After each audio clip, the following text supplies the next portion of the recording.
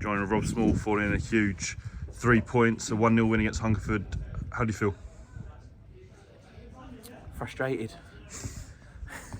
Frustrated because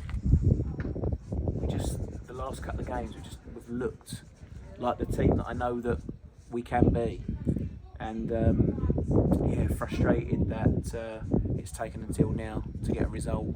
Frustrated a bit at myself because I think in certain games maybe I should have shut up shop and taken our point, and we've conceded goals in the last minute when maybe because of the situation we're in, going and trying to win the game and be positive, and maybe obviously when you let in those late goals you sort of think, well, if we wouldn't have done and we'd have won the game, I'm a genius. So it's a really fine line. So frustrated but also really proud.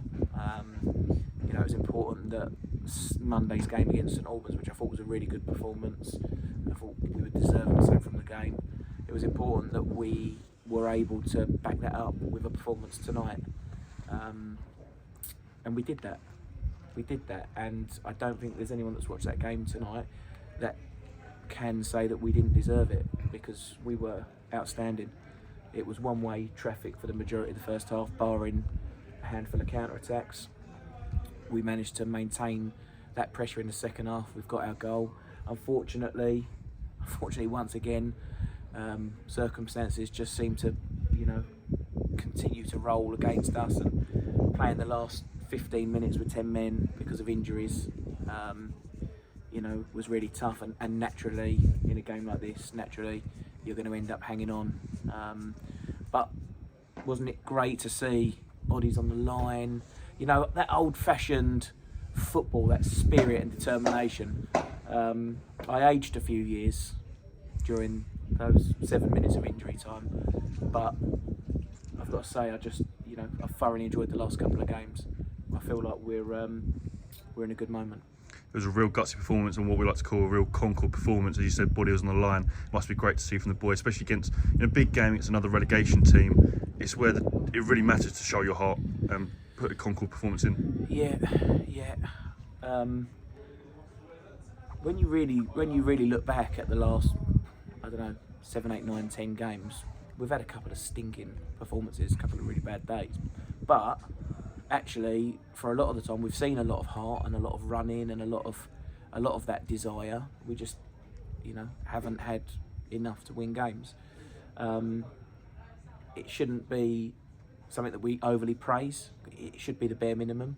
But what I think deserves praise and acknowledging is it's really hard when you're not winning football matches. You feel like you're being mocked. You feel like people are laughing at us. You feel like people are, reveling in our misfortune, and it is tough to keep putting yourself out there to be shot at. And I thought the players showed real guts to go out there again tonight and to be prepared to fail in the hope of not. And they didn't tonight. They were excellent. Let's talk about the goal. Lewis Manor, Corn Collective, great finish. Yeah. It's he's a handful. He's a fantastic person. He's a fantastic player. I know that he's suffered as well as the rest of the lads. He scored a couple of goals lately that have not meant very much, so he'll cherish that goal tonight because it was a brilliant goal. It's not often you see Lewis high pressing and nicking possession back in the final third, so we'll have a chuckle about that later. But actually, to find himself with the ball in that moment and like you say, to demonstrate that quality and composure when confidence is low was really impressive. I expect nothing less of him. That's how good he is. But yeah, I'm really happy for him. Down the other end, a clean sheet, for the first time in a very long time.